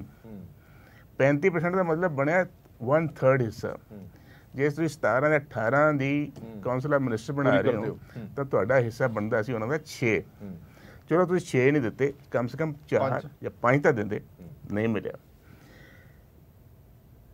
जे इस तरह की रिप्रजेंटेशन होएगी तो लोगों दियां, बिकॉज एजीटेशन हो रहे हैं, तुसीं हुणे ही पिछले ऐसे महीने ही भारत बंद देखा, सुप्रीम कोर्ट के केस के बेस से दलित समाज अज भी लोग सवाल उठ रहे हैं, उन्होंने हले तक जिहड़े एक्चुअल दलित ने क्रीमी लेयर तो छड्ड दिओ, उन्होंने नहीं कोई वॉइस मिल रही, और जो असीं उन्हां दे क्लेम इग्नोर कर दें, और ये भी नहीं कि वो कोई उन्हां दा एक्सपीरियंस नहीं ਜਾਂ ਉਹਨਾਂ ਨੂੰ ਸਿਆਸਤ ਵਿੱਚ ਆਇਆ ਨੂੰ ਕੋਈ ਸਮਾਂ ਨਹੀਂ ਹੋਇਆ। 4-5 ਵਾਰ ਵਿਧਾਇਕ ਬਣੇ ਨੇ। ਐਗਜ਼ੈਕਟਲੀ, ਉਹਨਾਂ ਨੂੰ ਇਗਨੋਰ ਕਰਨਾ ਮੇਰਾ ਖਿਆਲ ਹੈ ਕਿ ਇੱਕ ਜਾਂ 2 ਕਮਿਊਨਿਟੀਆਂ ਨੂੰ ਤੁਸੀਂ ਬਹੁਤ ਜ਼ਿਆਦਾ ਪ੍ਰਾਇੋਰਟੀ ਦੇ ਦਿੱਤੀ ਆ, ਜ਼ਿਆਦਾ ਓਵਰ ਰਿਪਰੈਜ਼ੈਂਟ ਕਰ ਦਿੱਤਾ ਆ, ਦੈਨ देयर एक्चुअल ਜਿਹੜੀ ਉਹਨਾਂ ਦੀ ਪਰਸੈਂਟੇਜ ਆਫ ਪਾਪੂਲੇਸ਼ਨ ਸੋ ਇਹ ਦੋ ਗੱਲਾਂ ਤਾਂ ਹੋ ਗਈਆਂ ਜਿਹੜੀਆਂ ਕਿ ਨਹੀਂ ਹੋਣੀਆਂ ਚਾਹੀਦੀਆਂ ਸੀ। ਮੈਨੂੰ ਲੱਗਦਾ ਕਿ ਇਹਦੇ ਵਿੱਚ ਰਿਪਰੈਜ਼ੈਂਟੇਸ਼ਨ ਜਿਹੜੀ ਆ ਉਹ ਦਲਿਤ ਇਗਨੋਰ ਹੋਏ ਨੇ ਔਰ ਕੁਝ ਹੋਰ ਵਰਗ ਜਿਵੇਂ ਬੈਕਵਰਡ ਕਲਾਸਿਸ ਹੋਏ ਨੇ, ਈਵਨ ਜਿਹੜੇ ਸ਼ਹਿਰੀ ਕਮਿਊਨਿਟੀ ਹੈ, ਫੋਰ ਐਗਜ਼ਾਮਪਲ ਨਾਨ ਜੱਟ ਸਿੱਖ ਆ, ਬੇਸ਼ੱਕ ਉਹ ਦਲਿਤ ਵਿੱਚ ਆਉਣ, ਚਾਹੇ ਬੈਕਵਰਡ ਕਲਾਸਿਸ 'ਚ ਆਉਣ, ਚਾਹੇ ਹੋਰ ਪਾਸੋਂ ਆਉਣ, ਉਹਨਾਂ ਨੂੰ ਵੀ ਇਗਨੋਰ ਕੀਤਾ ਗਿਆ। ਸੋ ਬਹੁਤ ਸਾਰੇ ਕਮਿਊਨਿਟੀਜ਼ ਇਗਨੋਰ ਹੋ ਗਈਆਂ ਨੇ ਔਰ ਕੁਛ ਕਮਿਊਨਿਟੀਜ਼ ਨੂੰ ਰਿਪਰੈਜ਼ੈਂਟੇਸ਼ਨ ਦੇ ਦਿੱਤੀ ਗਈ ਹੈ। ਪਲੱਸ ਕੁਛ ਰੀਜਨ ਜਿਹੜੇ ਪੰਜਾਬ ਦੇ ਨੇ ਬੜੇ ਇੰਪੋਰਟੈਂਟ ਰੀਜਨ ਨੇ। ਹੁਣ ਲੁਧਿਆਣਾ ਪੰਜਾਬ ਦੀ ਬਿਜ਼ਨਸ ਕੈਪੀਟਲ ਆ, ਮੈਨਚੈਸਟਰ ਆਫ ਇੰਡੀਆ ਹੈ, ਇੱਕ ਸੀਟ। ਜਲੰਧਰ ਨੂੰ ਕੋਈ ਸੀਟ ਨਹੀਂ, ਜਲੰਧਰ ਨੂੰ ਨਹੀਂ, ਤਰਨਤਾਰਨ ਨੂੰ ਨਹੀਂ, ਕਪੂਰਥਲਾ, ਫਤਿਹਗੜ੍ਹ ਸਾਹਿਬ, ਫਰੀਦਕੋਟ, ਮੋਗਾ। ਸੋ ਕਿਸ ਤਰ੍ਹਾਂ ਦੀ ਇਹ ਗੱਲ ਬਣੇਗੀ? ਜਿਹੜੇ ਲੋਕ ਜਿੱਥੇ ਵੱਡਾ ਪੰਜਾਬ ਬਸਤਾ ਤੇ ਉਹਨਾਂ ਨੂੰ ਰਿਪਰੈਜ਼ੈਂਟੇਸ਼ਨ ਨਹੀਂ ਮਿਲੇਗੀ। ਜਵਾਬ ਲੈ ਲਈਏ। ਹਾਂਜੀ ਰਾਠੌਰ ਸਾਹਿਬ, ਸਭ ਤੋਂ ਪਹਿਲਾਂ ਆਪਾਂ ਦਲਿਤ ਭਾਈਚਾਰੇ ਦੀ ਗੱਲ ਕਰਦੇ ਹਾਂ। ਦਲਿਤ ਭਾਈਚਾਰੇ ਦਾ ਜਿਵੇਂ ਮੈਂ ਕਿਹਾ 33%, 5 ਤੋਂ 6 ਸੀਟਾਂ ਬਣਦੀਆਂ ਸੀਗੀਆਂ, ਪਰ ਨਵੀਂ ਬਾਜ਼ਾਰ ਦੇ ਵਿੱਚ ਇੱਕ ਵੀ ਤੁਸੀਂ ਦਲਿਤ ਭਾਈਚਾਰੇ ਦਾ ਕੋਈ ਲੀਡਰ ਨਹੀਂ ਚੁਣਿਆ। ਉਹਦਾ ਖਾਸ ਕਾਰਨ? ਕਿਉਂਕਿ ਲਾਸਟ ਟਾਈਮ ਤੁਹਾਨੂੰ ਯਾਦ ਹੋਵੇ ਤਾਂ ਤੁਹਾਡੇ ਆਪ ਦੇ ਕਥਨ ਸਨ ਕਿ ਇਹਨਾਂ ਚਾਰਾਂ ਚੀਜ਼ਾਂ ਦਾ ਖੂਬ ਧਿਆਨ ਰੱਖਿਆ ਜਾਏਗਾ, ਉਹਨਾਂ ਦੇ ਵਿੱਚੋਂ ਇੱਕ ਚੀਜ਼ ਤਾਂ ਬਿਲਕੁਲ ਇਗਨੋਰ ਹੋ ਗਈ। ਨਹੀਂ, ਇਹੋ ਜਿਹੀ ਗੱਲ ਨਹੀਂ ਹੈ ਕਿ ਧਿਆਨ ਨਹੀਂ ਰੱਖਿਆ ਗਿਆ। ਤੁਸੀਂ ਦੇਖੋ, ਪਹਿਲਾਂ ਮੰਤਰੀ 3 ਨੇ, ਭੱਟੀ ਸਾਹਿਬ ਨੂੰ ਲਾਓ 4 ਹੋ ਗਏ, ਤੇ ਇਸ ਚੀਜ਼ ਨੂੰ ਸਾਰੀ ਸਾਹਿਬ ਬਾਰੇ ਤਾਂ ਉਹਨਾਂ ਨੇ ਜ਼ਿਕਰ ਕਰ ਹੀ ਦਿੱਤਾ ਜਿਹਨਾਂ ਦਾ ਫੋਟੋ ਲਿਆ ਸੀਗਾ। ਨਹੀਂ, ਗੱਲ ਇਹ ਹੈ ਕਿ ਪੋਰਟਫੋਲੀਓ ਤਾਂ ਹੈਗਾ ਨਹੀਂ। ਹੁਣ ਜੇ ਆਪਾਂ ਉਸ ਹਿਸਾਬ ਨਾਲ ਉਸ ਚੀਜ਼ ਨੂੰ ਕੈਲਕੂਲੇਸ਼ਨ ਕਰੀਏ ਕਿ ਆਬਾਦੀ ਦੇ ਹਿਸਾਬ ਨਾਲ ਤਾਂ ਤੁਸੀਂ ਇਹ ਦੇਖੋ, ਜਾਂ ਜ਼ਿਲ੍ਹੇ ਦੇ ਹਿਸਾਬ ਨਾਲ, ਏਰੀਏ ਦੇ ਹਿਸਾਬ ਨਾਲ ਤੁਸੀਂ ਕਿਹਾ ਤਰਨਤਾਰਨ ਹੈ, ਫਲਾਣਾ ਡਿਸਟ੍ਰਿਕਟ ਹੈ, ਉਹਦਾ ਮੈਂ ਕਾਰਨ ਦੱਸ ਰਿਹਾ। ਹਰ ਡਿਸਟ੍ਰਿਕਟ ਦੇ ਹਿਸਾਬ ਨਾਲ ਤਾਂ ਨਹੀਂ ਕਰ ਸਕਦੇ, ਪਰ ਜਦੋਂ ਤੁਸੀਂ ਦੇਖੋ ਮਾਲਵਾ, ਮਾਝਾ, ਦੁਆਬੇ ਦੇਖੋ ਹਜੇ ਬਹੁਤ ਕਾਰਪੋਰੇਸ਼ਨ ਦੇ ਬੋਰਡ ਦੇ ਬਹੁਤ ਹਜੇ ਚੇਅਰਮੈਨ ਬਣਨੇ ਨੇ, ਬਹੁਤ ਕੁਝ ਹਜੇ ਦੇਣੇ ਨੂੰ ਹੈਗਾ, ਬਹੁਤ ਕੁਝ ਰਿਪਰੈਜ਼ੈਂਟੇਸ਼ਨ ਹੋਣੀ ਹੈ। ਮੰਤਰੀ ਮੰਡਲ ਚ ਥਾਂ ਦੇਣ ਲਈ ਮੰਤਰੀ ਮੰਡਲ ਤੁਸੀਂ ਦੇਖੋ ਨਾ ਜੀ, ਇੰਨੇ ਬੰਦੇ ਨੂੰ ਕਿੱਦਾਂ ਐਡਜਸਟ, ਹਰ ਬੰਦੇ ਨੂੰ ਕਿੱਦਾਂ ਐਡਜਸਟ ਹੋਏਗਾ? ਨਹੀਂ, ਫਿਰ ਇੱਕ ਖਾਸ ਫਿਰਕੇ ਨੂੰ ਜਾਂ ਇੱਕ ਖਾਸ ਏਰੀਏ ਨੂੰ ਹੀ ਇੰਨਾ ਪ੍ਰਮੋਟ ਕਿਉਂ ਕੀਤਾ? ਨਹੀਂ, ਬਿਲਕੁਲ ਦੁਆਬਾ ਪੂਰੀ ਤਰ੍ਹਾਂ ਇਗਨੋਰ ਰਿਹਾ, ਵੱਡੇ ਸ਼ਹਿਰ ਇਗਨੋਰ ਰਹੇ, ਯੂਥ ਇਗਨੋਰ ਰਿਹਾ। ਯੂਥ ਦਾ ਤਾਂ ਜਿੰਨਾ ਹਿੱਸੇਦਾਰੀ ਬਣਦੀ ਹੈ ਮਿਲੀ ਹੈ, ਔਰ ਕਾਰਪੋਰੇਸ਼ਨਸ ਦੇ ਅੰਦਰ ਮਿਲੇਗੀ। ਯੂਥ ਦੇ ਵਿੱਚ ਜਿਹੜੀ ਗੱਲ ਆਪਾਂ ਕਰ ਰਹੇ ਸੀਗੇ, ਭਾਵੇਂ ਰਾਜਾ ਵੜਿੰਗ ਹੋਵੇ, ਪ੍ਰਗਟ ਸਿੰਘ ਹੋਵੇ, ਕੁਲਜੀਤ ਨਾਗਰਾ ਹੋਵੇ, ਅਜਿਹੇ 3-4 ਨਾਮ ਜਿਹੜੇ ਪਹਿਲੀ ਕਤਾਰ ਦੇ ਸਨ, ਜਿਨ੍ਹਾਂ ਤੇ ਆਪਾਂ ਕਹਿ ਰਹੇ ਸੀਗੇ ਕਿ ਹਾਂ ਮੋਹਰ ਲੱਗੇਗੀ ਜੀ, ਇਹ ਯੂਥ ਨੂੰ ਰਿਪਰੈਜ਼ੈਂਟ ਕਰਨ ਵਾਲੇ। ਸਾਰੀ ਪ੍ਰੈਡਿਕਸ਼ਨ ਸੀਗੀਆਂ, ਸਾਰੀਆਂ ਪ੍ਰੈਡਿਕਸ਼ਨ ਸੀਗੀਆਂ ਕਿ ਅਸੀਂ ਇਲੈਕਸ਼ਨ ਕਰਾਉਣ ਜਾ ਰਹੇ ਹਾਂ ਕਾਲਜਾਂ ਯੂਨੀਵਰਸਿਟੀਆਂ ਦੇ ਵਿੱਚ, ਨੁਮਾਇੰਦਗੀ ਅਸੀਂ ਚਾਹੁੰਦੇ ਹਾਂ ਕਿ ਨੌਜਵਾਨ ਪੀੜ੍ਹੀ ਦੀ ਹੋਵੇ। ਫਿਰ ਤੁਹਾਡੀ ਮੰਤਰੀ ਮੰਡਲ ਜੋ ਜਦੋਂ ਦੇਖਦੇ ਹਾਂ, ਨੁਮਾਇੰਦਗੀ ਨੌਜਵਾਨਾਂ ਦੀ ਨਜ਼ਰ ਨਹੀਂ ਆਉਂਦੀ, ਸਿਰਫ ਕਹਿਣ ਦੀਆਂ ਗੱਲਾਂ, ਕਰਨ ਦੀਆਂ ਗੱਲਾਂ ਕੁਝ ਵੱਖਰੀਆਂ ਨੇ। ਦੇਖੋ, ਉਹ ਸਾਰੀਆਂ ਪ੍ਰੈਡਿਕਸ਼ਨ ਸੀਗੀਆਂ। ਸੁਣੋ, ਤੁਸੀਂ ਰਾਜਾ ਵੜਿੰਗ ਦੀ ਗੱਲ ਕੀਤੀ ਹੈ, ਮੈਂ ਪ੍ਰੈਡਿਕਸ਼ਨ ਦੀ ਤਾਂ ਗੱਲ ਕਰ ਹੀ ਨਹੀਂ ਰਿਹਾ, ਮੈਂ ਇਹ ਕਹਿ ਰਿਹਾ ਕਿ ਯੂਥ ਦੀ ਨੁਮਾਇੰਦਗੀ ਕਿੱਥੇ ਹੈ? ਬਿਲਕੁਲ ਹੈਗੀ ਹੈ ਯੂਥ ਦੀ ਨੁਮਾਇੰਦਗੀ। ਤੁਸੀਂ ਦੇਖੋ ਸਰਕਾਰੀਆ ਜੀ ਹੈ, ਤੁਸੀਂ ਕਾਂਗੜ ਸਾਹਿਬ 45 ਸਾਲਾਂ ਨੂੰ ਯੂਥ ਚ ਗਿਣਦੇ ਹੋ। ਦੇਖੋ, ਹੁਣ ਯੂਥ ਕਾਂਗਰਸ ਦੇ ਤਾਂ ਸਾਡੇ ਹੈ ਨਹੀਂ ਵੀ ਯੂਥ ਕਾਂਗਰਸ ਦੇ 35 ਸਾਲ ਤੋਂ ਘੱਟ ਕੋਈ ਚੁਣ ਕੇ ਆਏ ਹੁਣ, ਇਹ ਜੇ ਤੁਸੀਂ ਦਿਖਾਓ ਮੈਨੂੰ। ਮੈਂ 3 ਨਾਮ ਤੁਹਾਡੇ ਸਾਹਮਣੇ ਦੱਸੇ ਨੇ, ਰਾਜਾ ਵੜਿੰਗ ਹੋਗੇ, ਰਾਜਾ ਵੜਿੰਗ ਜੀ all India Congress youth Congress ਦੇ ਪ੍ਰਧਾਨ ਨੇ, ਬਹੁਤ ਵੱਡੀ ਜ਼ਿੰਮੇਵਾਰੀ ਹੈ ਉਹਨਾਂ ਕੋਲ। ਤੇ ਦੂਜੇ ਜਿਹੜੇ ਨਾਗਰਾ ਸਾਹਿਬ ਨੇ, ਉਹ ਆਲ ਇੰਡੀਆ ਕਾਂਗਰਸ ਦੇ ਸੈਕਟਰੀ ਨੇ, ਪ੍ਰਭਾਰੀ ਨੇ। ਨਹੀਂ, ਬਿਲਕੁਲ ਨਹੀਂ। ਪੰਜਾਬ ਦੇ ਅੰਦਰ ਤੁਸੀਂ ਦੱਸੋ ਵੀ ਆਲ ਇੰਡੀਆ ਜਿਹੜੇ ਮਿਨਿਸਟਰ ਚੁਣੇ ਗਏ ਨੇ, ਉਹ ਕਿਤੇ ਨਾ ਕਿਤੇ ਤਾਂ ਅਹੁਦੇ ਰੱਖਦੇ ਹੀ ਨੇ। ਨਹੀਂ, ਉਹ AICC ਚ ਉਹਨਾਂ ਕੋਲ ਕੋਈ ਰਾਸ਼ਟਰੀ ਸਤਰ ਤੇ ਕੋਈ ਅਹੁਦਾ ਨਹੀਂ। ਤੁਸੀਂ ਦੱਸੋ, ਰਾਸ਼ਟਰੀ ਸਤਰ ਤੇ 2 ਹੀ ਅਹੁਦੇ ਨੇ, ਉਹ ਨਾਗਰਾ ਸਾਹਿਬ ਕੋਲ ਹੈ ਤੇ ਰਾਜਾ ਵੜਿੰਗ ਸਾਹਿਬ ਕੋਲ ਹੈ। ਔਰ ਉਹਨਾਂ ਦਾ ਸ਼ਡਿਊਲ ਇੰਨਾ ਹਾਸਟੀ ਹੈ, ਇੰਨਾ ਬਿਜੀ ਸ਼ਡਿਊਲ ਹੈ ਕਿ ਉਹ ਸ਼ਾਮ ਨੂੰ ਇੱਥੇ ਹੁੰਦੇ ਆ ਤਾਂ ਸਵੇਰੇ ਗੁਜਰਾਤ ਹੁੰਦੇ ਆ, ਤਾਂ ਉਸ ਤੋਂ ਅਗਲੇ ਦਿਨ ਮੱਧ ਪ੍ਰਦੇਸ਼ ਹੁੰਦੇ ਆ। ਤਾਂ ਇਹ ਜ਼ਿੰਮੇਵਾਰੀ ਜਿਹੜੀ ਮੈਂ ਤੁਹਾਨੂੰ ਦੱਸਿਆ ਕਿ ਬਹੁਤ ਬੜਾ ਸਮੁੰਦਰ, ਬਹੁਤ ਵੱਡਾ ਜਹਾਜ਼ ਹੈ, ਬਹੁਤ ਪੁਰਾਣੀ ਪਾਰਟੀ ਹੈ, ਸਭ ਤੋਂ ਪੁਰਾਣੀ ਪਾਰਟੀ ਹੈ। ਆਰਗੇਨਾਈਜੇਸ਼ਨ ਦੀ ਜ਼ਿੰਮੇਵਾਰੀਆਂ ਲਈ ਵੀ ਮਤਲਬ ਜ਼ਿੰਮੇਵਾਰੀਆਂ ਲੱਗੀਆਂ। ਦਲਿਤ ਭਾਈਚਾਰੇ ਦਾ ਤੁਸੀਂ ਇਹ ਹੈ ਕਿ ਹੁਣ ਜਿਹੜੀ ਕਾਰਪੋਰੇਸ਼ਨਸ ਹੋਣੀਆਂ ਜਾਂ ਹੋਰ ਜ਼ਿੰਮੇਵਾਰੀਆਂ ਬਹੁਤ ਨੇ, ਹਜੇ ਤਾਂ ਕੁਝ ਵੀ ਨਹੀਂ ਹੋਇਆ। ਹਜੇ ਤਾਂ ਮੰਤਰੀ ਮੰਡਲ ਦਾ ਗਠਨ ਹੋਇਆ, ਸਾਰੀ ਚੇਅਰਮੈਨਸ਼ਿਪ ਹੋਣੀ ਹੈ। ਸਵਾਲ ਖੜਾ ਇਹ ਹੁੰਦਾ ਨਾ ਕਿ ਤੁਸੀਂ ਦਲਿਤ ਭਾਈਚਾਰੇ ਨੂੰ ਚੇਅਰਮੈਨ ਹੀ ਦੇ ਕੇ ਖੁਸ਼ ਕਰ ਰਹੇ ਹੋ, ਪਰ ਮੰਤਰੀ ਦੇਖੋ ਜਿੱਦਾਂ ਪ੍ਰਜੋਤ ਜੀ ਨੇ ਕਿਹਾ ਕਿ ਵੀ 6 ਚਾਹੀਦੀਆਂ ਸੀ, ਮੈਂ ਉਸ ਹਿਸਾਬ ਨਾਲ ਤੁਹਾਨੂੰ ਦੱਸ ਰਿਹਾ ਵੀ 3 ਤਾਂ 4 ਤਾਂ ਤੁਹਾਡੇ ਕੋਲ ਹੋ ਗਈਆਂ। ਵਲਟੋਆ ਸਾਹਿਬ, ਦਲਿਤ ਭਾਈਚਾਰੇ ਦੀ ਗੱਲ ਜਦੋਂ ਅਸੀਂ ਕਰਦੇ ਹਾਂ, ਔਰ ਦਲਿਤ ਭਾਈਚਾਰਾ ਇਗਨੋਰ ਵੀ ਆਪਣੇ ਆਪ ਨੂੰ ਸਮਝ ਰਿਹਾ, ਅੱਜ ਆਪਾਂ ਹੁਣੇ ਫੋਨੋਂ ਤੇ ਸੁਣ ਵੀ ਲਿਆ, ਔਰ ਦਲਿਤ ਭਾਈਚਾਰੇ ਨੇ ਪਿਛਲੇ ਕੁਝ 6-7 ਮਹੀਨੇ ਦੇ ਵਿੱਚ ਆਪਣੀਆਂ ਨਾਰਾਜ਼ਗੀਆਂ ਸੜਕਾਂ ਤੇ ਆ ਕੇ ਦਿਖਾਈਆਂ ਵੀ ਨੇ। ਹੁਣ ਲੱਗਦਾ ਕਿ ਨਾਰਾਜ਼ਗੀਆਂ ਹੋਰ ਜ਼ਿਆਦਾ ਵੱਧ ਜਾਣਗੀਆਂ, ਹੁਣ ਤਾਂ ਪਾਰਟੀ ਦੇ ਅੰਦਰੋਂ ਹੀ ਕੰਸੂਆਂ ਨਿਕਲਣ ਲੱਗ ਗਈਆਂ।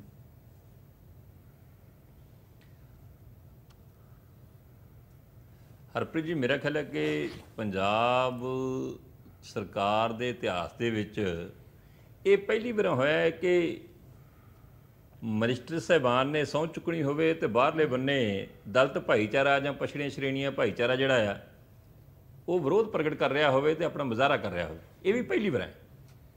ਔਰ ਦੂਸਰੇ ਬੰਨੇ ਜਿਵੇਂ ਉਹ ਜ਼ਿਕਰ ਵੀ ਕਰਕੇ ਗਏ ਨੇ ਫੋਨਾਂ ਦੇ ਉੱਤੇ ਕਿ ਮੇਰਾ ਖਿਆਲ ਹੈ ਕਿ ਚਾਹੇ ਟੀਵੀ ਸੀ, ਚਾਹੇ ਪ੍ਰਿੰਟ ਮੀਡੀਆ ਸੀ, ਚਾਹੇ ਕਿਤੇ ਵੀ ਚਾਰ ਸੱਜਣ ਬੈਠਦੇ ਸੀ ਤੇ ਉੱਥੇ ਜੇ ਕੈਬਨਿਟ ਦੇ ਵਿਸਥਾਰ ਨੂੰ ਲੈ ਕੇ ਚਰਚਾ ਚੱਲਦੀ ਸੀ ਵੀ ਕੌਣ ਵਜ਼ੀਰ ਬਣ ਸਕਦਾ, ਸਭ ਤੋਂ ਪਹਿਲੇ ਨੰਬਰਾਂ 'ਚ ਆਉਂਦਾ ਸੀ ਰਾਜਕੁਮਾਰ ਵੇਰਕਾ। ਪਤਾ ਨਹੀਂ ਕਿਹੜੀ ਸਜ਼ਾ ਦਿੱਤੀ ਹੈ।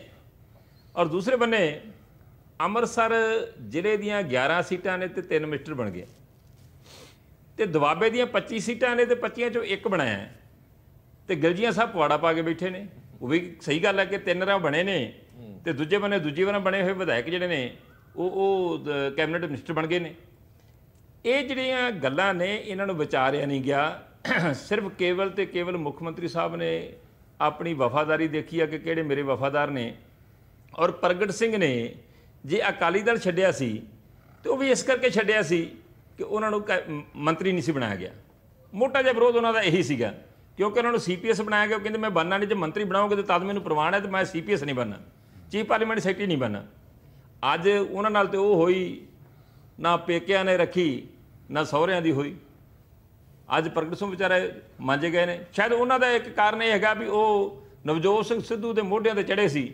ਹਾਂ, ਇੱਕ ਗੱਲ ਹੈਗੀ ਹੈ, ਰਠੌੜ ਸਾਹਿਬ ਬੈਠੇ ਨੇ, ਮੈਂ ਇਹਨਾਂ ਨੂੰ ਵਿਸ਼ਵਾਸ ਦਿਵਾਉਣਾ ਕਿ ਇਹ ਵੀ ਗਾਂ ਕਿਸੇ ਨਾ ਕਿਸੇ ਨੂੰ, ਜਾਂ ਮੁੱਖ ਮੰਤਰੀ ਸਾਹਿਬ ਨੇ ਕਿਸੇ ਨਾ ਕਿਸੇ ਨੂੰ ਵਿਸ਼ਵਾਸ ਦਿਵਾਇਆ ਹੋਊਗਾ ਵੀ ਕੁਝ ਦਿਨਾਂ ਤੱਕ ਨਵਜੋਤ ਸਿੰਘ ਸਿੱਧੂ ਕੈਬਨਿਟ 'ਚੋਂ ਬਾਹਰ ਜਾਣ ਵਾਲੇ ਆ, ਉਹ ਅੰਦਰ ਜਾਣ ਵਾਲੇ ਆ ਤੇ ਕੈਬਨਿਟ 'ਚੋਂ ਬਾਹਰ ਜਾਣ ਵਾਲੇ ਆ। ਇੱਕ ਦਿਨ ਤਾਂ ਕਿਸੇ ਦਾ ਹੋਰ ਦਾ ਲੱਗ ਜੂਗਾ, ਇਹ ਪੱਕੀ ਗੱਲ ਹੈਗੀ ਹੈ। ਇਸ ਕਰਕੇ ਜਿਹੜੀ ਆ ਇਹ ਕਿਸੇ ਤਰ੍ਹਾਂ ਦਾ ਜਿਹੜੇ ਵੱਖ-ਵੱਖ ਫਿਰਕੇ ਨੇ, ਵੱਖ-ਵੱਖ ਵਰਗ ਨੇ, ਵੱਖ-ਵੱਖ ਇਲਾਕੇ ਨੇ, ਉਹਨਾਂ ਨੂੰ ਮੱਦੇਨਜ਼ਰ ਰੱਖਦੇ ਹੋਏ ਕਿਸੇ ਤਰ੍ਹਾਂ ਦੀ ਕੈਬਨਿਟ ਦਾ ਵਿਸਥਾਰ ਨਹੀਂ ਕੀਤਾ ਗਿਆ। ਔਰ ਕੇਵਲ ਤੇ ਕੇਵਲ ਜਿਹੜੀ ਇਹਦੇ ਉੱਤੇ ਛਾਪ ਹੈ ਉਹ ਮੁੱਖ ਮੰਤਰੀ ਸਾਹਿਬ ਦੀ ਨਜ਼ਰ ਆ ਰਹੀ ਹੈ। ਉਹਨਾਂ ਨੇ ਆਪਣੇ ਜਿਹੜੇ ਚਲੋ ਮੈਂ ਸਮਝ ਗਿਆ। ਹਾਂਜੀ ਹਰਦੀਪ ਸਿੰਘ ਜੀ, ਦਲਿਤ ਭਾਈਚਾਰੇ ਦਾ ਜਿਹੜਾ ਰੂਹ ਹੈ ਔਰ ਜਿਵੇਂ ਰਠੌੜ ਸਾਹਿਬ ਕਹਿੰਦੇ ਕਿ ਹਰ ਇੱਕ ਨੂੰ ਮੰਤਰੀ ਨਹੀਂ ਬਣਾਇਆ ਜਾ ਸਕਦਾ, ਹਲੇ ਚੇਅਰਮੈਨੀਆਂ ਪਈਆਂ ਨੇ, ਬੜਾ ਕੁਝ ਕਾਰਪੋਰੇਸ਼ਨ ਦਾ ਪਿਆ ਸਭ ਕੁਝ, ਉਹਨਾਂ ਦੇ ਵਿੱਚ ਉਹਨਾਂ ਨੂੰ ਕਿਤੇ ਨਾ ਕਿਤੇ ਤਵੱਜੋ ਦੇ ਦਿੱਤੀ ਜਾਏਗੀ। ਅਜਿਹੇ ਦੇ ਵਿੱਚ ਵਿਰੋਧ ਕਰਨਾ ਕਿੱਥੋਂ ਤੱਕ ਜਾਇਜ਼ ਹੈ?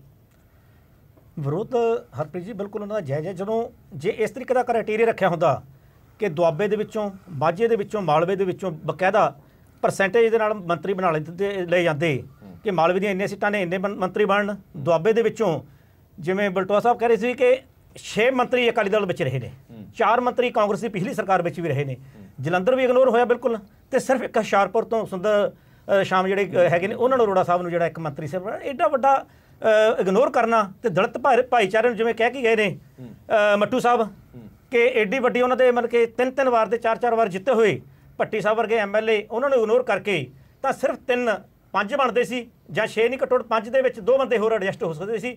ਸੋ ਇਸ ਗੱਲ ਕਰਕੇ ਬਿਲਕੁਲ ਠੀਕ ਹੈ ਕਿ ਮੁੱਖ ਮੰਤਰੀ ਸਾਹਿਬ ਨੇ, ਚਾਹੇ ਉਹ ਰਾਹੁਲ ਗਾਂਧੀ, ਇੱਕ ਗੱਲ ਇੱਥੇ ਬਿਲਕੁਲ ਸਾਫ਼ ਹੋ ਗਈ ਕਿ ਪੰਜਾਬ ਦੇ ਲੋਕਾਂ ਨੂੰ ਵੀ ਇਸ ਗੱਲ ਦਾ ਬਿਲਕੁਲ ਪਤਾ ਲੱਗ ਗਿਆ ਕਿ ਜਿਹੜੇ ਆਮ ਆਦਮੀ ਪਾਰਟੀ ਦੇ ਰੌਲਾ ਪਾਉਂਦੇ ਸੀ ਕਿ ਆਮ ਆਦਮੀ ਪਾਰਟੀ ਨੂੰ ਦਿੱਲੀ ਚਲਾਉਗੀ, ਬਈਏ ਚਲਾਉਣਗੇ, ਪਰ ਅੱਜ ਇੱਕ ਗੱਲ ਸਾਫ਼ ਹੈ ਕਿ ਜਿਹੜਾ ਪੋਰਟਫੋਲੀਓ ਹੈ ਮੰਤਰੀ ਮੰਡਲ ਦਾ ਵਿਸਥਾਰ ਇੰਨਾ ਲੇਟ ਹੋਣ ਦਾ ਕਾਰਨ ਕਦੇ ਰਾਹੁਲ ਜੀ ਵਿਦੇਸ਼ ਦੌਰੇ ਤੇ ਗਏ ਹੋਣ, ਜਦੋਂ ਆਉਣਗੇ ਕੀ ਬਿਲਕੁਲ ਇਹ ਉਸ ਗੱਲ ਨਹੀਂ ਕਿ ਸਾਡੇ ਆਮ ਆਦਮੀ ਪਾਰਟੀ ਤੇ ਇਸ ਗੱਲ ਦਾ ਤਵਾ ਸੀ ਕਿ ਇਹਨਾਂ ਨੂੰ ਦਿੱਲੀ ਚਲਾਊਗਾ, ਪਰ ਅੱਜ ਕਾਂਗਰਸ ਪਾਰਟੀ ਨੂੰ ਕੌਣ ਚਲਾ ਰਿਹਾ ਹੈ, ਆਮ ਲੋਕਾਂ ਦੇ ਵਿੱਚ ਇਹ ਬਿਲਕੁਲ ਸਪਸ਼ਟ ਹੋ ਚੁੱਕਾ ਹੈ। ਇੱਕ ਹੋਰ ਛੋਟੇ ਜਿਹੇ ਬ੍ਰੇਕ ਨੂੰ ਰੋਕਣਾ ਪੈ ਰਿਹਾ, ਇੱਕ ਛੋਟਾ ਜਿਹਾ ਬ੍ਰੇਕ ਲੈ ਲਈਏ, ਬ੍ਰੇਕ ਤੋਂ ਬਾਅਦ ਜਲਦ ਹਾਜ਼ਰ ਹੋਣੇ।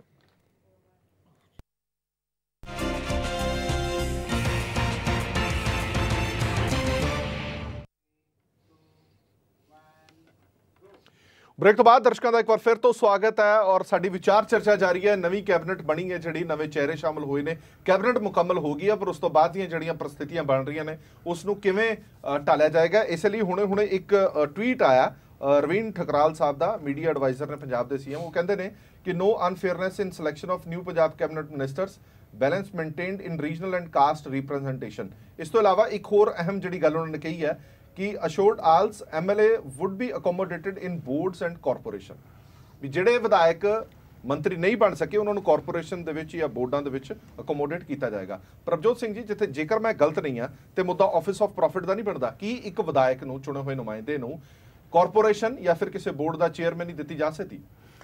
ਮੇਰਾ ਖਿਆਲ ਨਹੀਂ ਦਿੱਤੀ ਜਾ ਸਕਦੀ, ਬਿਕੋਜ਼ ਜਦੋਂ ਦੀ ਰੂਲਿੰਗ ਆਈ ਹੈ ਔਰ ਇਹਨੂੰ ਆਫਿਸ ਆਫ ਪ੍ਰੋਫਿਟ ਗਿਣਿਆ ਜਾਂਦਾ ਬੋਰਡ ਐਂਡ ਕਾਰਪੋਰੇਸ਼ਨ ਨੂੰ ਇੱਥੇ ਲਗਾਉਣਾ ਮੈਨੂੰ ਤਾਂ ਨਹੀਂ ਲੱਗਦਾ ਕਿ ਇਹ ਪੋਸੀਬਲ ਹੋਏਗਾ, because this is direct.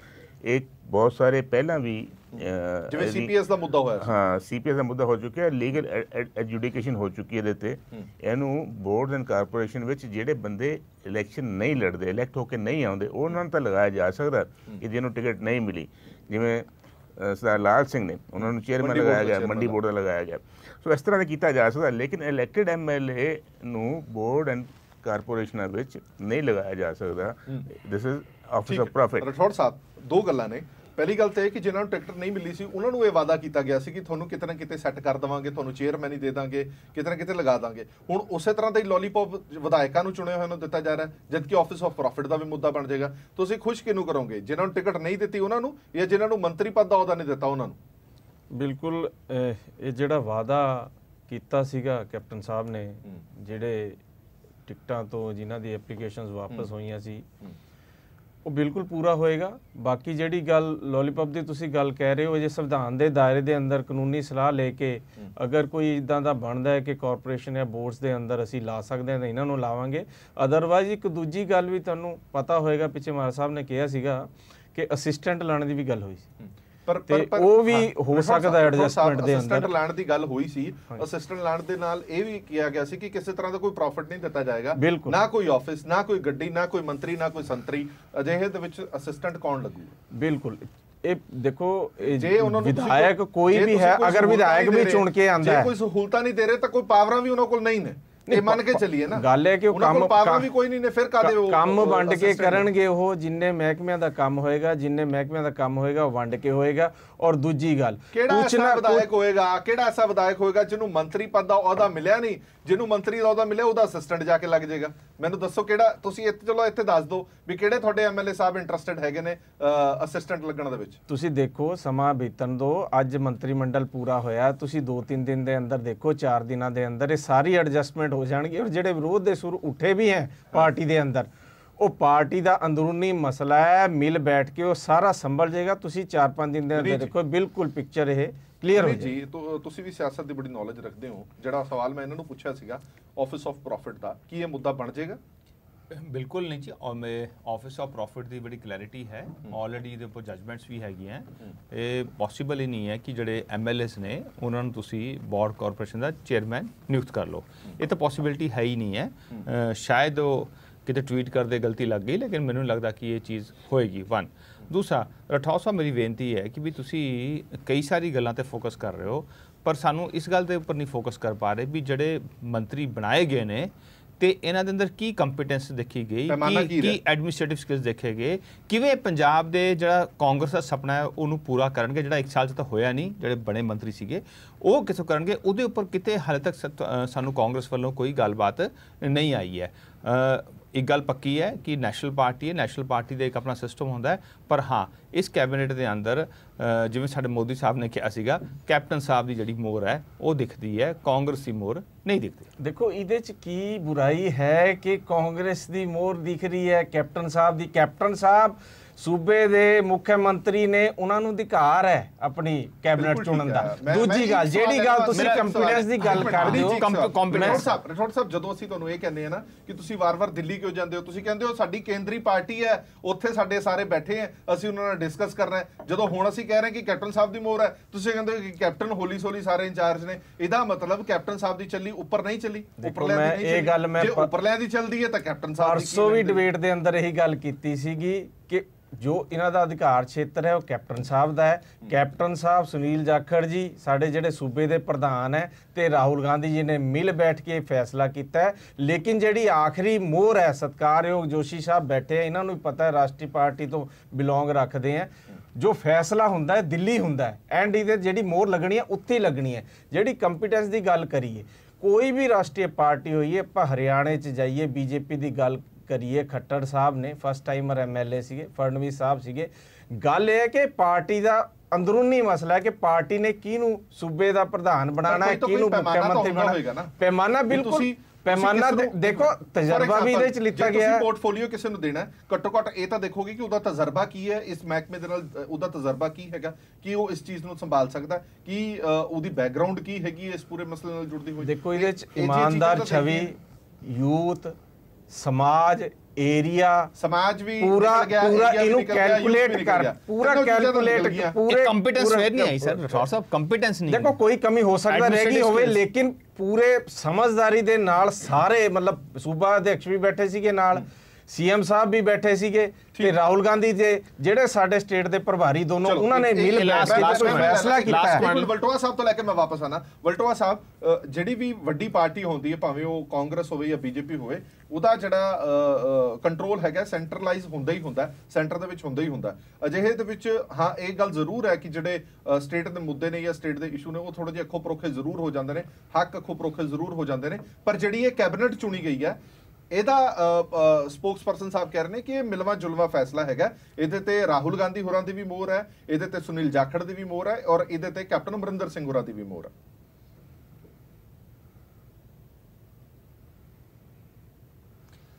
Harpreet ji, ਬੜੇ ਲੰਬੇ ਸਮੇਂ ਤੋਂ ਰਾਹੁਲ ਗਾਂਧੀ ਜੀ ਦੇ ਨਾਲ ਇਸ ਮਸਲੇ ਬਾਰੇ ਵਿਚਾਰ ਵਟਾਂਦਰਾ ਚੱਲਦਾ ਰਿਹਾ, ਪੰਜਾਬ ਦੀ ਕੈਬਨਿਟ ਬਾਰੇ ਮੀਟਿੰਗਾਂ ਵੀ ਹੋਈਆਂ ਨੇ।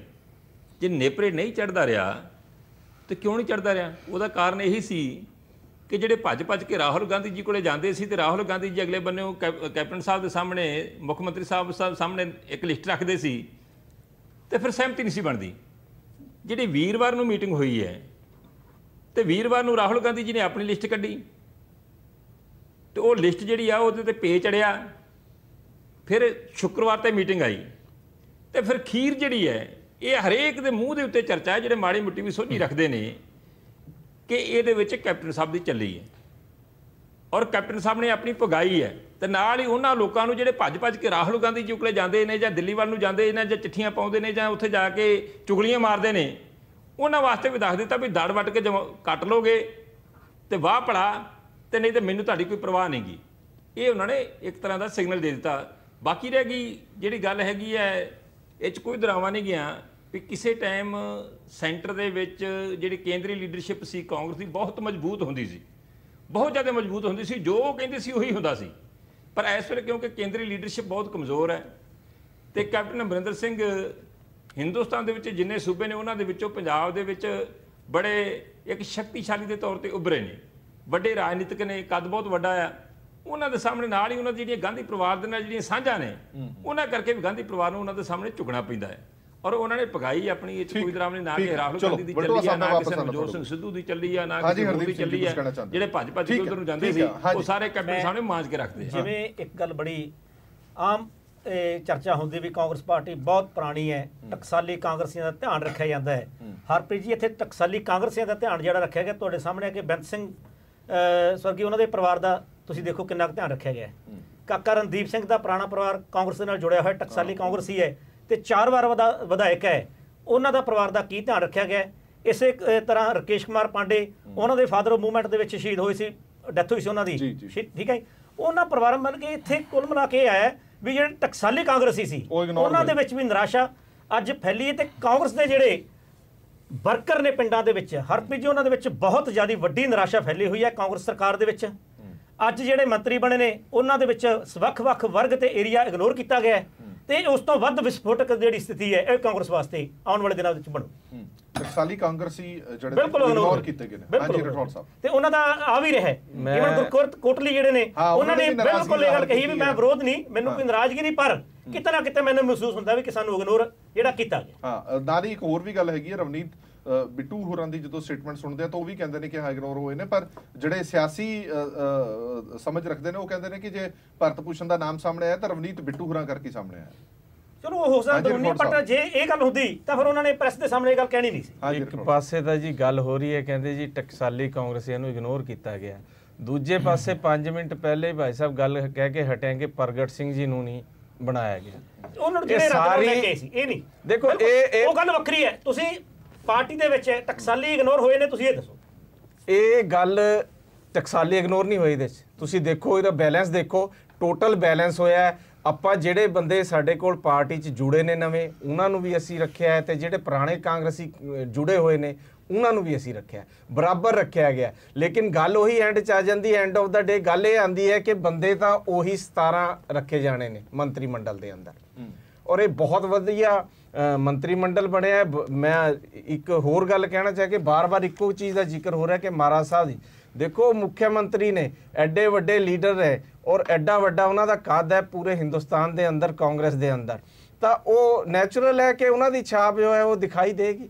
ਚਲੋ ਇੱਕ ਮੈਸੇਜ ਇਹ ਵੀ ਕਨਵੇ ਹੋ ਗਿਆ ਜਿਹੜੇ 3-5 ਕਰਦੇ ਸੀ ਉਹਨਾਂ ਨੂੰ ਕਿ ਕੈਪਟਨ ਸਾਹਿਬ ਤੋਂ ਵੱਡਾ ਕੋਈ ਨਹੀਂ ਹੈਗਾ, ਭਾਵੇਂ ਉਹ ਵਾਰ-ਵਾਰ ਰਾਹੁਲ ਗਾਂਧੀ ਹੋਰਾਂ ਵੱਲ ਮੂੰਹ ਕਰਦੇ ਨੇ ਜਾਂ ਸੈਂਟਰ ਟੀਮ ਵੱਲ ਮੂੰਹ ਕਰਦੇ ਨੇ, ਕਿ ਇੱਕ ਗੱਲ ਜ਼ਰੂਰ ਸਾਫ਼ ਹੋ ਗਈ ਹੈ ਕਿ ਕੈਪਟਨ ਅਮਰਿੰਦਰ ਸਿੰਘ ਦਾ ਕੱਦ ਜਿਹੜਾ ਉਹ ਜ਼ਿਆਦਾ ਵੱਡਾ। ਬਹੁਤ-ਬਹੁਤ ਧੰਨਵਾਦ ਸਾਰੇ ਪੈਨਲਿਸਟ ਦਾ, ਔਰ ਅਸੀਂ ਉਮੀਦ ਕਰਦੇ ਹਾਂ ਕਿ ਨਵੀਂ ਜਿਹੜੀ ਕੈਬਨਿਟ ਬਣੀ ਹੈ ਇਹ ਪੰਜਾਬ ਦੇ ਭਲੇ ਲਈ ਕੰਮ ਕਰੇ। ਆਉਣ ਵਾਲੇ ਟਾਈਮ ਦੇ ਵਿੱਚ ਥੋੜੀ ਜਿਹੀ ਸਥਿਤੀ ਹੋਰ ਵੀ ਸਾਫ਼ ਹੋ ਜਾਏਗੀ, ਰਿਪੋਰਟ ਕਾਰਡ ਇਹਨਾਂ ਦਾ ਵੀ ਸਾਹਮਣੇ ਆ ਜਾਏਗਾ, ਪਰ ਇੱਕ ਵੱਡੀ ਸਥਿਤੀ ਜ਼ਰੂਰ ਪੰਜਾਬ ਕਾਂਗਰਸ ਵਾਸਤੇ ਬਣੀ ਹੋਈ ਹੈ ਕਿ ਜਿਹੜੇ ਨਾਰਾਜ਼ ਨੇ ਉਹਨਾਂ ਨੂੰ ਮਨਾਉਣਾ ਕਿਵੇਂ। ਦੇਸ਼ ਦੁਨੀਆ ਦੀ ਬਾਕੀ ਖਬਰਾਂ ਲਈ ਬਣੇ ਰਹੋ PTC ਨਿਊਜ਼ ਦੇ ਨਾਲ। ਧੰਨਵਾਦ।